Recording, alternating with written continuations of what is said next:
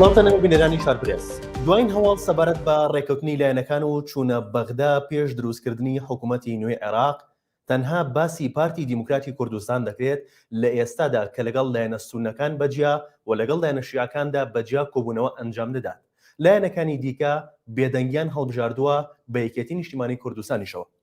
پرسی یەکریزی کورد لە نێوان لایەنە سیاسیەکانی کورد لە ناوخۆی هەرێمی کوردستاندا، هەروەها پرسی یەکریزی کورد بۆ چوونە بەغدا لە پێکێنانی حکوومەتی نوێی عێراقدا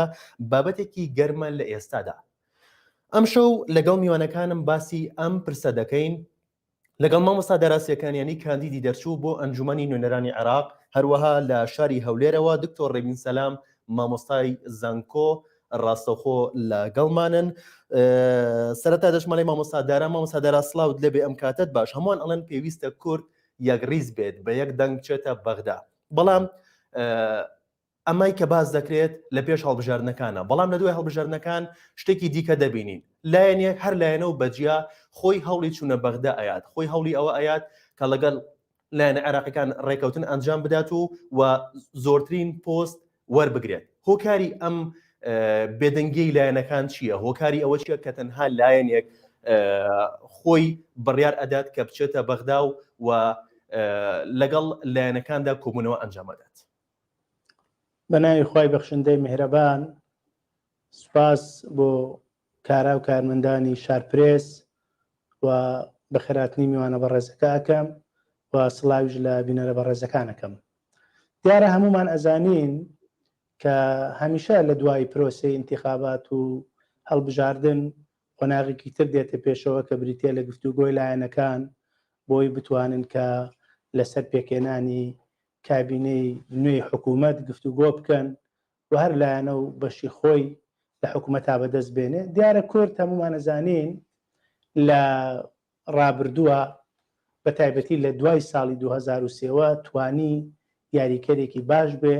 لە گۆڕەپانی سیاسی عێراقا. بە تایبەتیش ئەگەر هەمومان ئەو ڕۆژانە بینەوە یاد خۆمان ئەبزانین کە کاتێک حکوومەتی عێراقی تەشکیلە بوو ئەتوانین بڵێن ڕەنڕێژی حکوومەتەکە لە هەرێمەوە دیاری ئەکرا. بەڵام بەداخەوە لە دوای چەند کابینەیەکێک لە دوای یەک و نزیکەی 4 خولی پەرلەمانی لە عێراقا کە ئەنجومەنی نوێنەران ئەمە 5مین خولێتی، بەداخەوە جۆرە لە جۆرەکان ئەتوانین بڵێن کورد ئەگەر تعبیرەکە بە زیانی خۆشمان تەواو بێ جۆرێک لەو سنگ و قورسایی لەگەڵ ناوەندا لە دەستدا. ئەوش پێم وایە بەداخەوە ئەتوانین بڵێن ئەو سیراع و ململانێ و جۆرێک لە ڕێک نێکەوتن و جۆرێک لە پەرتەوازایی هەڵوێستی لایەنە سیاسیەکان بوو لە بەغا لە پرسە سارن و سازەکاندا. دیارە ئێمە هیواخوازین و پێم وایە ئەمە هیوای هەموو تاکێکی کوردیشە کە کورد بتوانێت لە بەغا بە یەک تیمێکی سەرکەوتوو کە بە بەرنامەیەکی ڕۆشنەوە بتوانێت بەڕاستی خزمەتی ئەزمموی هەرێمی کوردستان بکە و بتوانێت یاریکەرێکی باش بێ لە حکوومەتی داهاتووی عێراقا بۆ ئەوەی داخۆکی لە مافە دەستوری ڕەواکانی هاوڵاتیانی هەرێمی کوردستان بکە. چونکە لە ڕابردووە بینیمان بەڕاستی حکوومەتی ناوەندی جۆرە لە جۆرەکان وەکو پێویست هەم لە مەسەلەی بودجە هەم لەسەر شایستە داراییەکانی هاوڵاتیانی هەرێمی کوردستانە و هەروەها لەسەر مادەی 140 و ناوچە جێناکۆکەکان بەداخەوە نەتواندرا وەکو پێویست جێبەجێ بکرێت. دیارە ئەمە هەمووی جۆرە لە جۆرەکان نیاز پاکی نەبوو کە حکوومەتی ناوەندی دەری خز و پابەند نەبوون بەو مافە دەستوریانەی کە لە دەستوری هەمیشەی عێراقا بۆ هاوڵاتیانی هەرێمی کوردستان دابین کراوە. بەڵام نابێ ئەوەش بە نادیدە بگرین کە بەداخەوە جۆرێک لە پەرتەوازەی ناوماڵی کوردی، جۆرێک لە منافەسەیەکی ناتەن دروست، جۆرێک لە عەقڵێتی بەرژەوەندی خوازی، جۆرێک لەوەی کە شەڕەپۆست و شەڕە پایە لە بەغا بکەین نهاتین شەڕی مافە دەستوریەکانی هاوڵاتیانی هەرێمی کوردستان بکەین و پێم وایە ئەمە زیانێکی گەورەی لە ناوبانگی هەرێمی کوردستاندا. ئێمە هیواخوازین ئەو بانگەشەیە کە دەکرێت و لە کاتی پرۆسەی بانگەشەی هەڵبژاردنیشا لە هەرێمی کوردستانە کە بانگەشە دەکرا کە بۆ ئەوەی کوردستانێکی بەهێز بۆ ئەوەی پێگەی کورد و شەڕی مافە دەستوریەکانی هاوڵاتیانی هەرێمی کوردستان هیوادارین لەم خولی 5می ئەنجومەنی نوێنەرانی عێراقا نوێنەرانی هاوڵاتیانی هەرێمی کوردستان بە گیانێکی دڵسۆزانە و تەبایانە و خەمخۆرانە بچنە ساحەی سیاسی عێراقەوە و بتوانن دەستکەوتی گەورە بتوانن ئەزمونێکی باش پێشکەش بکەن لە عێراقەوە ئەو خاڵانەی کە تەواو نەکراوە لە ڕابردووایان وەکو پێویست جێبەجێ نەکراوە بتوانین هەنگاوی باشیان بۆ بنین هەمومان. لەبەرەوە پێم وانە هیچ تاکێکی کورتە بێ حەز نەکا ناوماڵی کورد ڕێک بێ، حەز نەکا کورد یەک دەنگ بێ، کورد یەک ڕنگ بێ، کورد یەک هەڵوێز بێ. و پێم وایە ئەگەر بڕۆین سەیری مێژوش بکەین دوو فاکتەر زۆر زیانیان بە شۆڕشی ڕزگاری خوازیگەلی کورداوە لە ڕابردووە. یەکیان بەداخەوە ئەم ناتەبایی و پەرتەوازەیە بووە، ئیتر هەر یەکەی بە جۆرێک کە لەوانەیە خۆی لەسەر حەقزانی بێ بەڵام ئامادەنە بۆ بەڕاستی تەنەزول بۆ بەرامبەرەکەی بکە، کامە فاکتەرێکە ئەتوانم بڵێم باجی گەورەمانداوە لە مێژوش شایدا. فاکتەری دومیان بەداخەوە ئەم ناعەدالەتی کە هەیە، چونکە من ئەڵێم هەمیشە کە باسی یەکڕزی لایەنە سیاسیەکانی کورد دەکەین لە بەغدا، ئەبێ لە کوردستانە ئێمە ئەم یەکڕزیەمان بەرهەم هێنابێ و جۆرێک لە متمانە و لە خۆشەویستی و لەسەر خاڵە هاوبەشەکان ئێمە ناڵێن خۆ هەموو لایەنەکانە بێ وەکو یەک بیرکەونەوانێ هەمویان لەسەر یەک دید و ئایدۆلۆژیا و تێڕوانین کۆ ببنەوانێ، بەڵام ناشکرێ بەڕاستی تۆ شتێک ئەزانی کە هێڵی سوورە کە ئەزانی بەرژەوەندی هاوڵاتیانی هەرێمی کوردستانە، بەرژەوەندی ئەزمموی حکومڕانی هەرێمی کوردستانە، بەرژەوەندی ئەزمموی دیموکراسی و پرۆسەی خەباتی مەدەنیە، ناکرێ بەڕاستی ئەمە بۆ ئەمەش قەیران دروستکەین و گرفت دروستکەین. چۆن ئەڵێن ئازادی من و تۆ لەوێدا دەوەستێ کاتێک ئازادی بەرامبەرەکانمان گەشێل دەکرێت. هیواخوازین کە ئەم گوتارەی کە ئێستا هەیە باز لە یەکڕزیەکەین بە فعلی ئەمەش وەکو جارەکانی ڕابردوو تەنها دروشم نەبێ، تەنها نووسینی سەر لاپەڕێ ڕۆژنامەکان نەبێت، تەنها لێدوانی سەر شاشەکانی تەلەڤیزۆن و بەردمی مایکەکان نەبێ. هیواخوازین دەرسمان لە هەڵەکانی ڕابردوو وەرگرت بێت بۆی بتوانین خزمەتێک بە ئەزمموی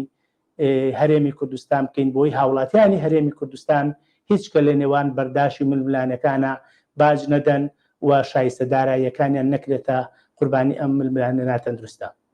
بەڵێ ئەچمە لای دکتۆر ڕێبین سڵاوت لێبێت، هۆکاری ئەو ناتەباییە چییە؟ هۆکاری ئەو نەعەدالەتیە چییە کە مامۆستا دارا باسیەکات؟ بۆچی لایەنە کوردیەکان بە یەک پاکێج ڕوو لە بەغدا ناکەن؟ بەناوی خۆی گەورە و میهرەبان، تەوان سەرەتا ڕێز و سڵام بۆ جەنابێت و بۆ میوانە بەڕێزەکەت و سەرجەم بینەران. وەڵاهی نازانم خەڵکی کوردستان ئێستا تاقەتیەوەیان ماوە گوێ لە بابەتی ڕیزی بگرن یان نا، چونکە بابەتێکی کۆنی سواوی زۆر دووبارە بۆەیە، بەڵام هەمیشە لە مەیدانی گفتوگۆکانە بوونی هەیە و خەونێکە دەبینین هەموو لایەکمان و دەبێت ئێمە واست تەماشای بکەین کە ئومێدێک بێ نەک هیوایەک بێ. هیواتە بۆ ئەو بابەتانە دێتە ئاراوەکە نایەتە دی، یعنی وەکو ئەوەی وە لە قورآنی پیرۆزە کاتێکە ئەوانەی کە دەسووتێنرێن دەڵێن خۆزگە یان بریا هەر نەبوویت باینە، یعنی دروست نەبووینایە باشتر بوو. بۆیە یان شاعیرەکە دەڵێ خۆزگە گەز بوو وایەتەوانی، ئەوانە بۆ هیوایەک دەبێت کە نێتە دی یا بە خۆزگەیەکی نەهاتۆ دیە. بۆیە ئێمە دەبێ بڵێن ئومێدمان بەوەیە کە یەکگرتوو دەبین ئینشەڵڵا. و ئەو بابەتەی کە گرنگە بۆ خەڵکی کوردستان بریتە لەوەی بەرژەوەندی گشتی ناکرێت ئێمە تەسەوریەوە بکەین کە پارچە پارچە دەکرێت. بەرژەوەندی گشتی هیچ میلەتێک، هیچ وڵاتێک و هیچ کیانێکی سیاسی پارچە پارچە ناکرێت بە هیچ جۆرێک. بۆیە سەیرە و نامەنتیقیە ئەگەر چەند لایەنێک بێنە ئاراوە بڵێن ئێمە وەڵا لە بەرژەوەندی گشتیدا فلان هەنگاو بنین بۆ بەغدا یا فلان هەنگاو بنین بۆ وڵاتێکی تر و پەیوەندیەکی تر جیاوازە لەگەڵ بەرژەوەندێکی گشتی دیکەدا. ئەوەی کە لە ساحەکە دابوونی هەیە و ئێستا هاتوۆتە ئاراوە بەداخەوە خراپەکارێنانی ئازادی بەکاردێنرێ. ئێمە لە بینی ئازادی و دیموکراسیدا هەموو میلەتان و شۆڕشانی دنیا دەڵێن ئازادی و دیموکراسی، بەڵام ئێمە هاتوین دیموکراسی جێبەجێەکەین پێشەوەی ئازاد بین. ئازاد بوون بەمانای ئەوەی کە تۆ سنوورێکی سیاسی وڵاتێکی سەربەخۆت هەبێ، ئەوە ئازادی وار بڕیارێک بدەی خۆت ئازادی تێدا، دوای ئەوە دەی دیموکراسی جێبەجێەکەی. حتا داود بن-گوریۆن لە کتێبەکەی خۆیان کاتێ دەوڵەتی ئیسرائیلی دروست کردووە ئەو حیزبانەی کە زۆر چەپ بوون، ئەوەی حیزبی عومال و ئەوانیان لێکەوتەوە و لەگەڵ حیزبی کەنیسەکە کە زۆر ڕاستڕەو بوو، هەردوو لایانی هێنا و سوێنی پێخواردن وتیان وەرن ئەم دوو بەرەکیە، یعنی ئەم دوو دیموکراسیە واز لێ بێنن جارێ هەتا کیانە سیاسەکە دروست دەکەین و ئازاد دەبین و سنووری سیاسیمان دەنەخشێنین، پاشان دیموکراسی پیادە دەکەین. دیموکراسی بوون پێش ئازادی ئەمە ئەو میلەت و کیانە سیاسیە دەڕوخێنێ. وای لێ دەکات کە تۆ وەرە بە شێوەیەکی دیموکراسی هەرێکە لە شوێنی خۆیەوە بەبێ هیچ یاسایەک دانیشێ قسە بکە و بەداخەوە زۆر جار ئەو ئازادیە دەگاتە لەسەر ئاستی چین و توێژەکان دەگاتە هەندێک بابەتی زۆر خراپ و بە شێوەیەکی زۆر خراپ دەشکێتەوە بەسەر خەڵکیدا بۆ نمونە ئازادی ڕۆژنامەگەری وەڵای من ئازادم ڕۆژنامەگەرم بەڵام دوو لە ڕووی جەنابتان و ئەم مەجلیسە وە گوێگرانی مەجلیسەکەمان وەڵا ئێمە ئازادین تا حەدی درۆکردنیش کاکەوانی ئازادی لە کۆکردنەوە و پێدانی زانیاری ڕاست و دروستە یان پەرلەمانتارم من حەسانەم هەیە بۆیە توانم تانە و توانج و تۆبەتی وا هەڵبژێرم بۆ حکومەت و کابینەی وەزارەکە کە بە ئارەزی خۆمە من لەبەرەوەی من بڵێن بابەتێک هەیە کە حەسانەی یاسایی هەیە ئیتر ئەم جۆرە ئازادیانە سنوور دەبەزێنرێەوە نمونەکەی مامۆستاش کە جەنابی فەرمووی تاکیدم جەنابی ئێزانێ مەبەستی چییە ئازادی دەست پێ دەکات لە کاتی کۆتایی هاتنی ئازادیەکێکی دیکەدا نەک لە کاتی پێشێلکردنی ئازادیەکێکی دیکەدا هەر خۆی گەورەش لە قورئانی پیرۆز فەرمێ بسم الله الرحمن الرحیم نافەرمێ رحیم الرحمن بۆچی لەبەرەوەی دیسان بەرپرسیارەتێکەیە تۆ دەبێ ئەگەر بناڵێکت هەیە قەڵەم و دەفتەر و چاوتا و مستەلزەماتی گواستنەوەی بۆ قوتابخانەی بۆ حاضر بکەی دوایی ئەگەر دەرنەچوو ڕەحیم بی لەگەڵیا یعنی تۆ هێشتا ئیشەکە ڕووی نەداوە سەربەخۆیەکەت نییە داوای دیموکراسی دەکەی بۆیە ئەو بە دیموکراسی دەبوونا لە یەک ماڵا تۆ ناتوانی ئازادی مطلق پیادە بکەیت و یەکڕانی و یەکڕیزیش دروست بکەیت ئێمە کە دەڵێن هاماهەنگی و ئاوازی و هەرمۆنیەت لە نێوان خیتابی سیاسی کوردستانیە بەچی دێتەدی مەنایەوە نییە کە هەمووی ڕایەکان لە ناو یەک بەوتەقەدا بتوێتەوانێ و یەک ڕای بە زۆری زاڵ بێت کوردستان بەو ئازادیەی بەو دیموکراسی کە هەیەی ئازاد نەبووە فترەیەکی دوور درێژە بەو دیموکراسی کە هەیەی هەر بە جلوبەرگی ئاڵواڵای کوردستانیانە دیارە کە ئێمە وڵات و شوێنێکی دیموکراسی دەناسین زۆر لە پێش تەخاوەنانی دیموکراسیشەوە یعنی ئێمە لە 2009 کاتێکە تەڕەفی سێنێتە ئاراوە دیموکراسیەکەمان لە ئەمریکاش پێشترە چونکە ئێستا ئەمریکایەکان خەون بەوە دەبینن دەڵێن پۆست دیموکراسیە ئێستا پۆست دیموکراسیە و کاتەیە کە خیتابە شعبەویە پۆپۆلیستیەکان مخاطبەی خەڵک دەکەن و خەڵکیش لەسەر جادە بە دوو چەپڵە ڕێزان دەتوانێت کابینەی وزاری و حکومی لا بەرەو بیهێنێ و هەست بە وجودی خۆی دەگا کەواتە ئەوە دیموکراسیەکە کە پیادەکرا هەزاریمان چۆن و سنووقەکانی دەگدان پاشان ئێستا ئێمە لە کۆنانی پۆست دیموکراسیین کە دوای دیموکراسیە کە بریتێ لە کۆنانی پۆپۆلیستی و دەنگدەر لەبەریەوەی دەنگ بدا لە سنووقەکانی دەنگدانە دەچێت بە چەپڵە ڕێزان دەتوانێت حکومەتێ ڕاوەدوو بنێ و هەڵی وەشێنێتەوەی لە عێراقای بینین بریتێ لەو تەعقیدەی 20 ساڵی ژیانی سیاسی ئێستا تێپەڕیوە لە عێراق لە ماوەی 4 ساڵە چونکەگەر 4 ساڵ جارێک کابینێکی وزاری بێ محاولەکان بریتی بوو لە عەبدولمەهدی عەدنان زولفی لەگەڵ ئەو بەڕێز عەلاوی و مستەفا کاظمی و ئەو برادەرە تازە ئەوەی کە ئێستا دێتە ئاراشەوە بە پێی ئینتیخاباتەکەی دەیدە ئەوەشیان جارێ نازایی کەواتە هەر ساڵێکی محاولەکردن کە بریتی بێ لە 4 ساڵی کابینەی وزاری یعنی 20 ساڵ تاقید و ئاڵۆزی تێپەڕیوە بە سەر عێراقا ئەو یەکریزیە بە دوو بابەت دێتە دی یەکەم مەترسی هاوبەش بە تەبیعەتی حاڵ وا لە دردۆنگ و دژەکان دەکات کە کۆ ببنەوانێت یان بەرژەوەندی هاوبەش و مەترسی هاوبەش ئەوە خاڵی یەکەمە کەوا دەکات لە نەجیاوازەکان یەک بگرن دووهەم میلەتی زیندوو میلەتێک کە تۆ بە ئاسانی نەتوانی هەڵی بفریوێنی و زیندوو بێ چاوکراوە بێ ئاگاداری زانیاری بە بەلاش بێ کە لە دنیادا پەش و بڵاوە چاوی یەک زاویە نەبینێ هەموو زاویەکان بتوانێت ببینێت تا وێنە فراوانەکەی بۆ دەربکەوێت میلەتی وا زیندووش دەتوانێت بێتە سەرجادە بەو حیزب لایەنەی کە بۆ تەمای دووبەرەکینانەوە بە چەپڵ ڕێزان ئەو کاتە دەبێ بکاتە دەرێ نابێ میلەتێک لە پێناوی 50,000 بۆ نمونە لەگەڵ ڕێژ و حرمەتی تەواو لەگەڵ ئەحەقیەت و لەسەر ڕاستی تەواوی ئەو خۆیکارانە قوتابیانەی کە دێنە سەرجادە ئێستا ئەمڕۆ بابەتی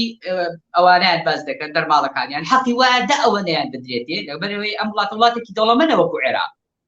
100 ساڵە نەوتە فرۆشی وڵاتێکی وەکو عێراق ئەم هەموو پارەیە و ئەم هەموو بلۆکە زێرانیان نەدزی پایە بەقەدەر 11 بورجی خەلیفە پارە دزراوە و بەهدەر دراوە لە عێراقا لەلایەن حکومڕانانی عێراق و بەغاوە کە ئێمەش بەشێکی لەم عێراقا یعنی بەڕاستی هەمووی پارەی من و تۆ ئەو برادرانی لەسەر جادەشن هەمیان پارەی ئەوان شەکە براوە ئەو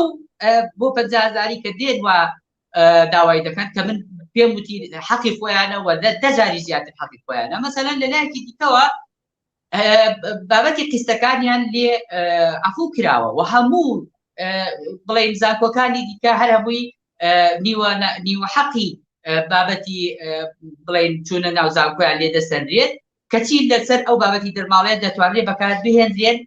لەلایەنی دیکەوە لە خەڵکی دیکەوە لە دەستی دەرەکیەوە لە تەنزیماتی شاراوی ژێرپەردەوە کە بەداخەوە ئەمڕۆ بازەکەی دەدەین لە شارێکی خۆشەویستی وەکو سلەیمانی هاتوون بە دنەدانی ئەو سەغەرەیە ئەو بلۆکە بچووکە درزە زۆر کەمە هاتوون لێوەی داخل دەبن دوژمنانی خەڵکی کوردستان بۆیە میلەتی زیندوو دەبێ بێتە سەرجادان لەسەر یەکگرتنی حیزبەکان لە میلەتی زیندوو دەبێ بێتە سەرجادان لەسەرەوەی بڵێ ئەرێت پەر لە ماتار من 45,000 دەنگم ماوە بە تۆ توی لە بەغا دەژی من قساکەی توی لە بەغا بۆ نمونە ئەم کاکسەرکەوتە لە بڵێ 15 دانەیتری نمونەی وەکو ئەویش کە زەربی بکە 15 زەربی 45,000 دەنگ بکە بزانە چەند دەنگ دەری کوردستانی دەکات دەنگمان ناوە بە نوێنەرێک چووە لەوێ هەڵگەڕاوەتەوە لە مەسلحەت و بەرژەوەندی خەڵکی کوردستان و بە زمانی کورد عەرەبی هاتووە ئەو جارە دیفاع لە خەڵکی شۆڤێنی و خەڵکی عەرەبی عێراق دەکات و پشتی کردوتە خەڵکە کورداوارەکەی خۆی کە هیچیان لە ڕوویان نایەستە بێنەوە دەنگدەرەکانی خۆیان ببینن لە گەڕەکەی خۆیانە چونکە ئەوەنە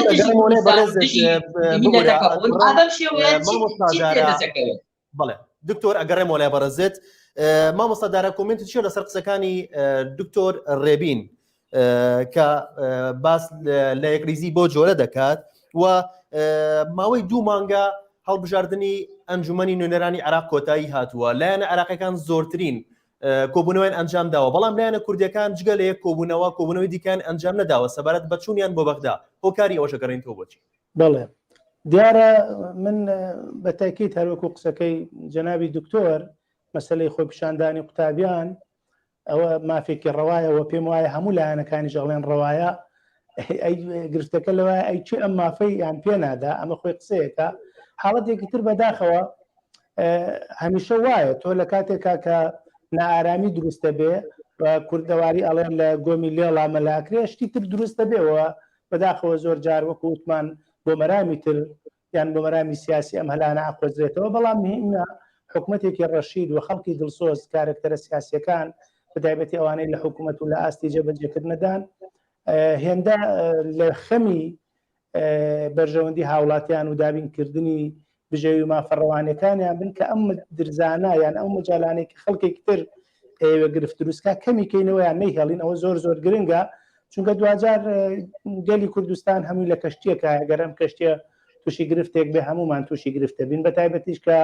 بارودۆخی سنووری هەرم لە ڕووی جوگرافیاوە لە ڕووی سیاسیەوە لە ڕووی علاقاتی هەرێمایەتی و نەدەوڵەتیەوە سنووری کوردستان سنوورێکی وایە کە بەداخەوە لەوانەیە زۆر جار دراوسەکانمان دڵیانیان چۆنڵی حەز نەکەن ئەم ئەزمونە سەرکەوتوو ببێ بۆەوەی کە تووشی گرفتێک بێ چونکە ئەم ئەزمونەش بەڕاستی هەمومان ئەزانین بە زنجیرەیەک قوربانیەک لە دوای یەک بەرهەماتوە و ناکرێ هەروە بە ئاسانی دەستبەرداری بین ئەمە خاڵێکی تر مەسەلەی کۆبوونەوەی لایەنە شیعەکان هەر تەبیعەتی پرۆسەی انتخابات و هەڵبژاردن وایە لە دوای پرۆسەکە لایەنەکانەکەونە گفتوگۆ بۆەوەی گرفتی ئەم جارەی لایەنە شیعەکان هەمومان هەستی پێەکەین کە ئەوەیە کە جاران ئەگەر لە سەر ئاسێکی تەوافقی لەگەڵ کورد و سونەیە کە ئەمە سێ پێکاتی سەرەکین لە عێراقەوە پێم وایە ناکرێت هیچ لایەنیشان تەجاواز بکرێت چونکە پێکاتی عێراق وە بۆ پێم وایە لە ڕابردووشە لە تشکیلی حکومەکانی ڕابردووە ئەمە سەلماوە بەڵام ئەم جارە گرفتەکە لەوەیە ناوماڵی شیعی جۆرێک لە لێکترازانێکەیە جۆرێک لە دابەشبوونێکەیە جۆرێک لە پەرتەوازەبوونێکەیە کە بمانەوەیان نەوانێ ئەوانیش لە عێراقا زۆری نەی هاوڵاتیانی عێراقیان پێکێناوە هەر بۆ حکومەش بووە کە هەندێک زۆرێک لە پۆستە حساس و هەستارەکان لای ئەوان بووە کاریگەری بووە بەڵام ئەوەی کە پەیوەندی بە کوردستانەوە هەیە بەداخەوە من ئەڵێم خۆزگە لە کوردستانیشە ئەگەرچی هەندێک لایەن هەر پێشوەخت بڕیاریاندا کە بەشداری لە کابینەی نوێی حکوومەتی عێراقا ناکەن بە ئەو لایەنشەوە کە ئێمە تیاین بەڵام ئەمە من پێم وانییە مانای ئەوە بێ کە ئێمە بەرژەوەندی هاوبەشمان نییە لەگەڵ لایەنەکانی ترا لە هەرێمی کوردستانە چونکە ئێمە لە ڕابردوو ئەوەشمان سلماندووەوە دڵنیاشتانەکەینەوە بۆ سەرجەم دەنگدەرەکانمان و بۆ هاوڵاتیانی هەرێمی کوردستان پێیان نەڵێن بەوەفا بین و ڕازگۆ بین لەگەڵ بەڵێنەکانمانە. ئێمە هەمیشە لە سەنگەری داکۆکیکاری لە بەرژەوەندی هاوڵاتیانی هەرێمی کوردستان و مافە دەستوریەکانی هەرێمی کوردستان و شایستەداراییەکانی هاوڵاتیانی هەرێمی کوردستاندا دەبین و پێم وایە لە ڕابردووشە سوپاس بخوامە بە منەت نایڵێنەوە بەڵکو بە ئەرکێک و بە واجبێکی سەرشانی خۆمان ێزانین وەکو تاکێکی دڵسۆز بۆ خاک و بۆ نیشتیمان و بە وڵات و بۆ ئەزمونمان ئەبێ هەروابین مەجاڵی تیانە لەبەرەوە ناکرێ هەموو چۆن هەموو لایەنەکان بە یەک چاوسێ یا هەموو شخصەکانیش بە هەمان شێوە ناکرێت بە یەک چاوسێرکەین. لەبەرەوە من پێم وایە هەر کەسێک لە بەغا بێ ئەگەر دڵسۆز بێ بۆ گەلی کورد و بۆ نیشتیمانەکەی و بۆ هاوڵاتیەکانی ئەبێ هەمیشە لە سەنگەری داکۆکیکردن لە مافەڕەواکانی میلەتەکەی دابێ چونکە بەڕاستی ناکرێ ئەو کارەساتیشی گەورەیە لایەنەکان لە ئێستادا وەکو حیزب هەڵسوکەوت لەگەڵ بەغدا دەکەن وەکو حیزب کۆبوونەوە لەگەڵ لایەنە سونیەکان لەگەڵ لایەنە شیعەکان دەکەن. ئایا چێ لەم پرسە گرنگەدا دەبێتە نوێنەری ڕاستەقینەی کورد؟ ئێمە ئەبێ ئەمە ڕاشکاوانە ئەمە بڵین تەبیعی عادەتەن ئەو لایەنانەی کە زۆرینەی دەنگەکانیان هێناوە لە هەرێمی کوردستانە بە تایبەتیش کە بریتین لە پارتی دیموکراتی کوردستان و یەکێتی نیشتیمانی کوردستان ئەم دوو لایەنە گرنگە تەبابن گرنگە ڕێک بکەون چکە لایەنەکانی تر هەمومان ئەزانین هەم ژمارەی کورسیەکانیان ئەوەنەیەوە هەم ئەوان کە توانیان بەڕاستی نوێنەرایەتێکی هاوڵاتیانی هەرێمی کوردستان بکەن و لە بەغاشە بتوانن چۆنەڵی بە یەک پاکێج شەڕی ئێستحقاقاتی ئینتیخابی بکەن لەگەڵ لایەنە براوەکانی ترا لە عێراقا پێم وایە سەرکەوتوو دەبن و ئەزمموی ڕابردووش ئەوەی پێوتوین هەر کاتێ هەمومان بە یەک پاکێجەوە چوین و هەمومان توانیمانە نوێنەرایەتی بکەین حتمما سنگ و دەنگ و ڕەنگی کوردلای ئەوانش بەهێزتر بێ بەڵام تۆ بەجیا و من بەجیا ئەو بەجیا پێم وایە پێش هەموو شتێک خۆمان هەموو لایەنەکان زەرەرەکەین و ئەزمموی هەرێمی کوردستان زەرەرەکە و هاوڵاتیانی هەرێمی کوردستان باجەکەی ئێدەن. ئێمە زۆر گرنگە ئەمە پێوەرێک هەبێ دڵسۆز چێیە بۆ نیشتیمان بۆ خاک بۆ هاوڵاتی بۆ ئەزمونونەکە ئەمە گرنگە ئەبێ پێوەرمان هەبێت چونکە تۆ بڕ هەر کەسێکە دوێنی ئەوەی کە دژایەتی کوردیشەکە خۆکە قسەکاو دێتە سەر شاشەکان و لێ دوانەدا هەر لە درسۆزم لە پێناوی خاک و نیشتیمان و گەل و بەڵام ئەبێ ئێمە پێوەرێکمان هەبێ ئەگەر لە ڕابردووە تەقسیرێکە بووە کەم و کورتیەکە بووە نەپێکانێکە بووە گرنگە دەرسمان لە هەڵەکانی ڕابردوو وەرگرت بێ و ئەگەر لە پرۆسەیەکیشا سەرکەوتوو بووین هیچێکە دووبارەی بکەینەوە هەمومان چۆنەڵی پشتیوانی لێ بکەین. لەبەرەوە بە دەرەجەی یەکەم پاراستنی یەکڕیزی ناوماڵی کورد من پێم وایە لە ئەستۆی دوولایەنە دەسەڵاتدارەکەیە کە بریتێ لە پارتی دیموکراتی کوردستان و یەکێتی نیشتیمانی کوردستان گرنگە چونکە ئەوان هەم زۆرینەی کورسەکانیان لایەوە زۆرینەی دەنگی هاوڵاتیانی هەرێمی کوردستانیان لایەوە لایەنەکانی خوارەوەش حتمان هەروایە عادەتەن ئەو کوتلانەی کە زۆرینان کە زۆرینەی ژمارە ئەندامانی ئەنجومەنی نوێنەرانیان هێناوە خەڵک مخاتەبەی ئەوانەکە لە پێشەوە بۆیە زۆر گرنگە چونکە قۆناغی هەرێمی کوردستان هەمومان ئەزانین قۆناغێکە ئەگەر لە ڕابردووە کۆمەڵێک مەترسیمان هەبوو و بە هەر چۆنێک بێ تێپەڕێنرا بە ئیرادەی هاوڵاتیانی هەرێمی کوردستان بەڵام لە داهاتووشان پێم وانە مەترسیەکان کەمتر بن یا هەر نەمێنن چونکە هەمومان ئێستاکە من و تۆ قساکەین نزیکە بینەوە لە کۆتایی ساڵی ئەم ساڵ و قسە لەسەرەوەکرێت کە هێزە شەرکەرەکانی ئەمریکا لە عێراق بکشێنەوەوانێ ئایا گەلی کورد سەرکردایەتی سیاسی کورد دانیشتنی کردووە ئەگەر قۆناغەکەوا بێ پلانی چی ئەبێ ئەگەر وانە بێ پلانی چی ئەبێ و ئەگەر چۆنەڵی پلانی ئێ هەیە پلانی بێ بۆ هەموو بارودۆخە نەخوازراوەکان بتوانین کە چۆنەڵی هاوڵاتیانی هەرێمی کوردستان لە قەلەقی کە دڵە ڕاوکەیی لە گومان دوورخینەوانە چونکە هەمومان بیستیمان بینیمان و بیستیشمان لەم چەند ڕۆژەی ڕابردووە کە هێزێکی تیرۆریستی وەکو داعش جارێکی تر ئەوێ بێ بامەسا ئەگەڕێم وەلای بەڕێزت دکتۆر ڕێبینان پرسیارم بۆ بەڕێز لە پارتی دیموکراتی کوردستان لە پێشترا باسی جیابوونەوەی لە بەغدا و لە بەغدا ئاکرد باسی سەربەخۆیی کرد بەڵام لە ئێستادا یەکەم هێزەکە هەوڵی ئەوە ئەدات کە بچێتە بەغدا و پۆستەکانی وەربگرێت و تاگلایەنانەش بڕیان ئەدات ئەو کاری ماگەڕێتەوە بۆچی وەڵاهی لە وشەی ئەخیرەوە دەست پێکەم لە پرسیارەکەی جەنابەت تاکلایەنە بڕیارەدا نازانم پارتی دیموکراتی کوردستان کام بڕیاری تاکلایەنە بووە یعنی تەنانەت بۆ بۆ لایەنەکانی دیکە بۆ نمونە یەکێتی نیشتیمانی کوردستان بۆ هەموو هێز و لایەنە سیاسەکانی دیکە لە هەرێمەوە بە پێچەوانەوە جەنابەت ئاگادارتری لە من وە شارەزاشیت دەزانیت کە پارتی دیموکراتی کوردستان دوای ئەوەی کە ئەنجامە بەرایەکانی ئەو انتخاباتی عێراق بەیان کرا و لە تەلەڤیزیۆنەکانەوە بیستمان وەفدێکی باڵای سەرۆکایەتی وەفدێکی باڵای مەکتەبی سیاسی نات بۆ لای هەموو لایەنەکان و پێکهاتەکانی کوردستان بەوانەی حتا کە کورسیشان نەهێناوە بۆ ئەوەی تێکرا پێکەوە خیتابێکی هاوبەش بنووسن یعنی هەر لایەنێک و بەشدار بێت لە نووسینەوە پڕکردنەوەی دێر بە دێڕیا لە دێرەکانی نووسینەوەی خیتابە هاوبەشەکەدا هەموو لایەنەکانی کوردستان و هەموو پێکهاتەکانی کوردستانی وەکو برا گەورەیەک دەست پێشخەری کرد و بە شێوەیەکی تاکلایەنە بڕیاری نەداوە بە هیچ جۆرێک پارتی حیزبێک نییە کە بە شێوەیەکی تاکلایەنە بڕیار بدا ناوەکەی خۆی بەخۆیەتی پارتی دیموکراتە و دیموکراسیەت و وەرگرتنی ڕای جیاواز لە ناو پارتی دیموکراتی کوردستانە لە داخلیشیا و لە دەریشەوەیە هەیە بەڵام ئەو مشت و ماڵ و بەیت و پالۆرە و ناو ناتۆرەیە لەلایەن خەڵکی فلاسەوە لە دەرەوەی پارتەکەەوە بە زانیاری بە ئەنقەس یان بەبێ زانیاری و هەروە بە کاڵفامی تفەک دەنێن بە تاریخیەوە کە باسی ئەوە دەکەن تاوان پرسیارەکە پرسیاری خەڵکە ئەوەی جەنابەت ئارزیەکەی بە هیچ جۆرێ ڕووی دەڵن لە جەنابەت نییە ئەوەی کە دەڵێن وەڵا پارتی لە کاتی انتخاباتەکە باسی یەکڕێزی کردو ئێستا باسی یەکڕێزی ناکات یعنی ئەوە مەسەلەیە هەڵەیەکی گەورەیە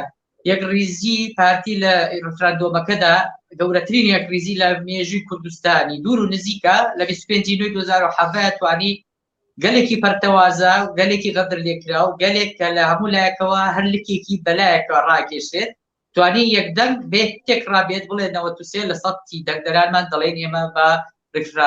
لەگەڵ ڕیفراندۆما بوون و بەڵێ بۆ جیابوونەوە و سەربەخۆیی و ئازادی کوردستان تەمەن دوای ئەو ئازادیە دەبێت دیموکراسی ممارسە بکرێ بەڵام ئێمە لەبەر پێش و پاشخستنەکەی دواکەوتنمان لە قۆناغی دیموکراسیە ئێستا ئێمە لە قۆناغی دیموکراسی و دنیا دیموکراسی بەجێهێش ئێمە هێشتا نەگەیشتین لەبەرەوەی ئازاد نین یعنی ئێستا ئێمە لە قۆناغی پۆست دیموکراسیایی لەسەر ئاستی جیهاد بەڵام میلەتی وا هەیە لەبەرەوەی ئازاد نەبووە وەکو میلەتی کورد بە دیموکراسیەکەی خۆی کە هەشی بووە ئەوەیە لەسەری ماوەتەوانێ ئەو فرعینی ئەو نەرمونیانی ئەو یەکتری قبولکردنی کە هەی بووە وهەیەتی ئێستاش هەزاران ساڵە شاخەکانی کوردستان هەڵەسێ بە سفرکردنەوەی ئەو جیاوازیە ڕق و تەقانەی کە لە ڕووی ئاینی و مەذهبی و فکری و ئایدۆلۆجی و حیزبی و سیاسی و بیرکردەوە دنیا بینینەوانێ بەسەری هاتووە و کارکتەری کورد و پێشمەرگە بۆ خۆی دیموکراسیە لەبەرەوەی بە سری دایمەنشن یعنی بە سێ ڕوئیا استراتیژی شەڕکردنی هەیە لەگەڵ عەرەب و فارس و تورکە بەڵام عەرەبێک ناتوانێت بە کوردی بیر بکاتەوە یا بە فارسی یا بە تورکی تورکێک ناتوانێت بە فارسی و بە عەرەبی بیر بکاتەوە هەروەها بۆ ئێرانیەکیش ڕاستە بەڵام کورد ناچار بۆ لەم ناوەندەدا کە هیچ نەبێ ئێستا کەممان هەیە لە هەر سێ زبانەکە سەر و پۆتەڵاکی چەند وشێک نەشکێنین و نەزانین کە بەلانی کەمەوە یعنی سێ ئایدۆلۆژی و سێ جۆری بیرکردنەوەی جیاواز یان سێ استراتیژی شەڕکردنی جیاواز ئەمە وای لێ کردووە کە دیموکراسی بێ لە خوڵقەتیە لە لاو پێکهاتەیە خودی خۆی دیموکراسی ترە لە هەموو ناوچەکانی دیکە و ئێمە بەرەو ڕۆژهەڵاتن و بەرەو ڕاستی دەڕۆین بەرەو ڕاست دەڕۆین بەرەو دەشودمابوون دەرچین بەڵام خەڵکانی تر بەرەو سفر و بەرەو لێژبوونەوە دەچن بۆیە بابەتی ئەوەی کە بۆچێ پارتی دەچێتەوە بەغا پرسیارێکی زۆر ساویلکانەیە کەی بازێ لە کەس ولایەنە نەک جەنابەت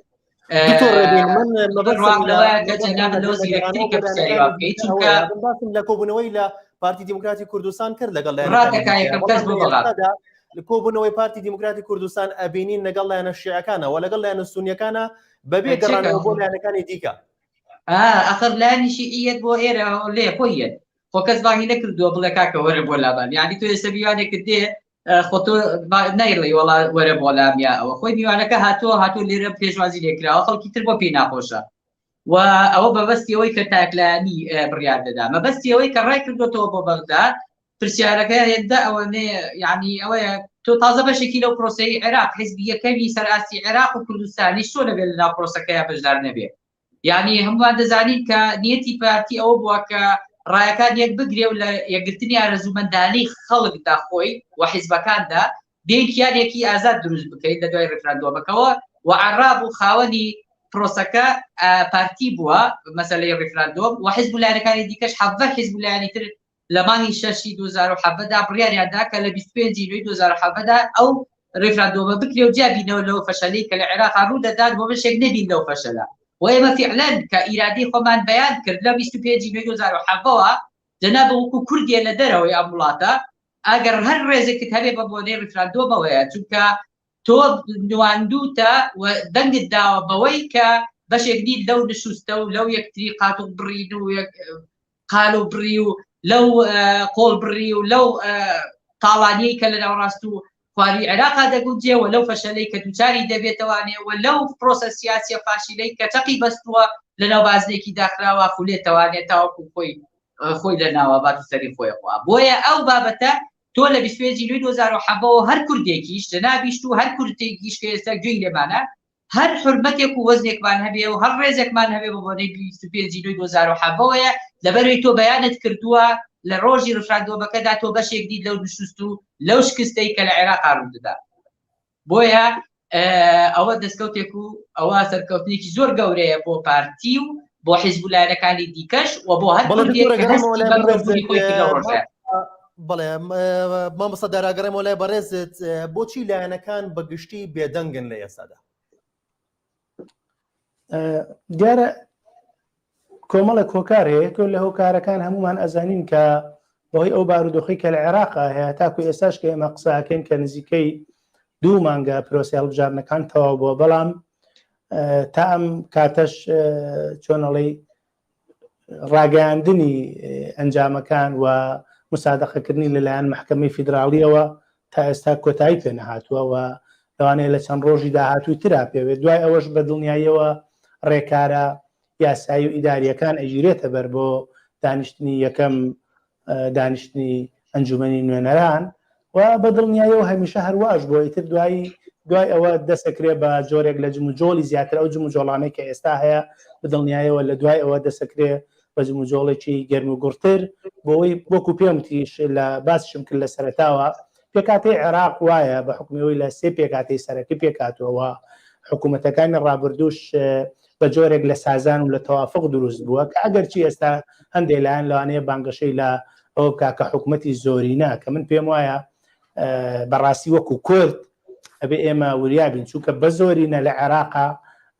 لەوانەیە بتوانن زۆر شتمان بەسەرا بسەپێنن کە خواست و ئێمە نەبێ و ئیرادەی هاوڵاتیانی هەرێمی کوردستان لەدا توە بخاتە مەترسیەوە بۆیە ئێمە ئەبێ پێداگیری لەسەر مەسەلەی تەوافق و سازان بکەین چونکە 3 پێکاتەی سەرەکی لە عێراقا هەیە کە بریتێ لە کورد و لە سونە و لە شیعە بۆیە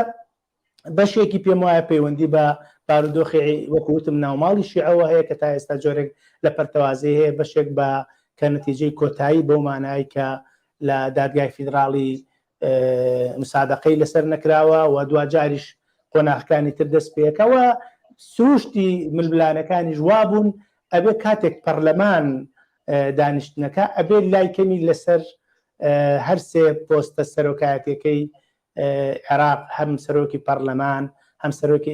ئەنجومەنی وەزیران و هەم سەرۆکی کۆمار جۆرێک لە ڕێکەوتن و تەوافقات دروست بوو بێ لەبەرەوە پێم وایە لە داهاتووە جۆرێک لە جەولە و دانیشتنی چڕ و پڕ و سەردانی لایەنەکان دەست پێکە بۆی بگەنە ئەنجامێک کە ئێمە بەو ئومێدەین کە لە داهاتووە بتواندرێ کورد چۆن لە بەتایبەتی لە خولەکانی یەکەم و دووەمە کورد دەتوانم بڵم سنگێکی باشی هەبوو دەنگێکی باشی هەبوو وەتوانی کۆمەڵێک هەتا ئەو مەسلەی دەستوری هەمیشەی کە هەمومان خوێنینەوانێ بەڕاستی کۆمەڵێک دەستکەوتی گەورەی تایە بۆ گەلی کورد لە عێراقا هیوادارم بتوانین ئەو دەستکەوتانە بچەسپێنین و مافە دەستوریەکان هەمومان داکۆکی لێ بکەین کە ئەمە گرنگە پێم وایە پێویستی بەڕاوێژ و گفتوگۆ و سەردان و بەدەمەوبوونی هەمومان هەیە چونکە ناکرێت هیچ هێزێک لە هێزەکانی کوردستان بە تەنها بڵێ من نوێنەرایەتی گەلی کوورد دەکەم، چونکە خوا نەخواسە ئەگەر ئەم پەرتەوازەیە کە هەیە دوجار زیانی گەورەمان لێدا، هیوادارین کە بتوانین هەمومان لای کەمی لەسەر بەرژەوەندی هاوبەشەکانی هاوڵاتیانی هەرێمی کوردستان یەکدەنگ بین، مکوڕ بین و بەرژەوەندی تاگلایەنی و شخصی نەبێتە لەمپەر و کۆسب کە بەداخەوە زۆر جار ئەبینین کە ئەمانە بۆتە کۆسب وە گرفتی گەورەی بۆ دروست کردوون. بەڵێ دکتۆر ڕێبینەگەڕی مۆلای بەڕێزت لە ئێستادا ئەمەوکو کۆتا پرسیارم لێ دەکەم چی لە مەسلحەتی کوردایە؟ لایەنە سیاسەکان چی بکەن لەگەڵ بەغدا؟ واللهی چی لە مەسلحەتی کوردایە؟ ئەوە لە مەسلحەتی کوردایە کە دوو بازاری و دوو گیرفانی و دوو بەرژەوەندی نەکرێ لە کوردستانە، لەبەرەوەی منطق وامان پێڵێ کاتێککە دوو لایەن دوو دووکان هەردوو دوو فرۆشگا دوو مارکێت بکەیتەوانێت نزیک بە یەک بن، ئەوە مساوامە و مزایدە دروستە بێت. مساوامە و مزایدە یعنی چی؟ کاتێک کە تۆ لایەنێک بێت دەرگاکەی کراوە بێ بۆ بەرژەوەندەکانی وڵاتانی دیکەی ئیقلیمی و دەولی، بۆ نمونە سلێمانی و هەولێرەکە بێنینەوە لەبەر لە دوو شوێنی جیۆستراتیجی هاوشێوەدان ئەگەر هەردووکیان دەرگاکە بکەنەوانێ بە شێوەیە کە بە یەک بێ ئەو دەرگای بەرژەوەندیە بەرامبەر بە بەغدا و بەرامبەر بە وڵاتانی ئیقلیمی و دنیاش، ئەوە بۆ خۆیان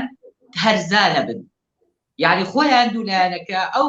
ئەو فایلەی بەدەستیانەوەیە هەرزان دەبێت، چونکە مزایدە دروستە بێ لە بینیانە. ئەگەر تۆش کاڵایەک بە ئەمەندە دەستکەوت بدەیت یا بڵێن مساوامەیەک بکەی، مزایدەیەک دروستە بێ لە بینی یەکتریدا و مساوامەش دەبێت بکەیت تۆ وەکو تەڕەفی دووەم. ئەگەر تۆ ئیشەکە نەکەی لە هەولێرەوە بۆ نمونە دەڵێ وڵاتم لە سلێمانی بۆ بەکا بە ئاسانتر،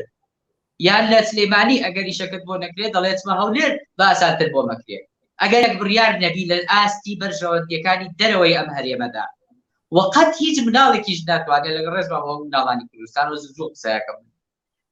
هەبوومان مناڵیش بووین، بەڵام هیچ مناڵێک ناتوانێت بڕوابەوە بێنێ، معنایەوە مناڵی زیرەک ناتوانێت بڕوابەوە بێنێ کە لە بەرژەوەندی کوردستانایە دوو ماڵی و دوو کیسەی و دوو دەغیلەیی و دوو ئیدارەیی وەکو باز دەکرێت. هیچ کەسێک ناتوانێت بڕوابەوە بێنێ و هیچ کەسێکیش ناتوانێت بڕوابەوە بێنێ کە وڵاتێکی بێگانەی ئیقلیمی و دەولی لەبەر بەرژەوەندی ئێمە دێت تەداخولەکان لە ناو وڵاتی ئێمەیە لاهیا هەر وڵاتێکی دیکەی وەکو عێراقیش بۆ نمونە ممکن نییە تۆ بڕوابەوە بێنی کە وڵاتێکی دیکەی ئیقلیمی دێت لە بەرژەوەندی منی کورد لەسەر خاکی من دێت تەداخولەکان یا دێتە جواب لەگەڵ منە، لەبەرەوەی جۆرێک ڕوویایەکی بیرکردنەوەی جیاوازن هەبێ بۆ منە. بۆیە ئێمە دەبێ بۆ یار و نەیاری بسەلمێنین کە صاحبی قەزیەی و بڕوامان هەبێ بە قەزیەکەی خۆمان بەجددی لەسەر حەقین. 100 ساڵی پێشوو کوردستان دژی تیژەکانی جیهان دەجەنگا، ئەوە ئێستا ئێمە دەستمان کردووە بە جەنگان دژی تونگوتیژی لە پێناوی جیهانە، یعنی 100 ساڵە دژی تونگوتیژی دەجەنگین هی جیهان و ئێستا لە پێناوی جیهانە دژی تونگوتیژی دەجەنگین بۆ جیهان. بۆیە ئەگەر کورد نەبووایە ئەو داعشانە بگەن بە چیاکانی کوردستان لی دەرناچن وەکو ئەفغانستانی لێیە. ئەگەر کوردستان ڕێزی پێشمەرگەی کوردستان نەبێ و ئەو ئیدارەیە نەبێ، ئەمەیە لوبی مەوزوعەکە ئەوە بەبێ فەردا بۆ یەکەم جار بۆ ئەو سایتە بەڕێزی جرابتانی باسەکەم. ئەگەر داعش و ئیرهاب بگا بە چیاکانی کوردستان تێیدا قەتیز دەمێنێتەوە و دەبێ بە تالیبان و 10 ساڵی تریش بێ هەر سەر هەڵایەتەوە و هەر ناوچە دەگرێتەوە وەکۆی ئێستا ڕوویەدا لە بەرچاومانە. ئەم ڕۆژەڕێکی گەورە لە نێوان تالیبان و داعشێکانە ڕوویداوە. خەتەری گەورە هەیە لەسەر خەڵکی کوردستان، دەبێ هەست بە بەرپرسیارەتی گەورەش بکرێت لەلایەن حیزبەکانەوە. خەتەری گەورە هەیە لەسەر هەرێمی کوردستان، دەبێ هەست بە بەرپرسیارەتی گەورە بکرێت لەلایەن پەرلەمانتارەکانی و بەڕێزیانەوە، لەلایەن خەڵکی کوردستانەوە، لە نێوان باوکی خەڵکی کوردستانەوانێک، لەلایەن باوکەکان و خاوەنانی خێزانەکانی کوردستانەوە دەبێ دانەنیشە بڵێ سیاجی ماڵەکەی خۆم پارێزراوە بێ با دەرەوە بسووتێقەینا. بەرژەوەندی گشتی شار و وڵات و کوردستانەکەی تۆ ئەگەر پارێزراو نەبێ هیچ کەسێکمان لە کونی ژوورەوانێ لە ئەمانانین. بۆیە دەبێ ئێمە بە شێوەیەکی گشتیانە بیرکەینەوە و بەرژەوەندی گشتیمان لە پێشچاو بێ ئەگەر بمانێ بەرژەوەندی تایبەتەکانمان پارێزراو بێت. سپاس بۆ بەڕێزان مامۆستا دەراسیەکانیانی ئەندامی کاندیدی دەرچوو بۆ ئەنجومەنی نوێنەرانی عێراق و دکتۆر ڕێبین سەلام مامۆستای زانکۆ لە ئاشاری هەولێرەوە کە ڕاستەوخۆ لەگەڵمان بوویت. سپاس بۆ ئێوەش کە تا ئێستا بێڕوان کات.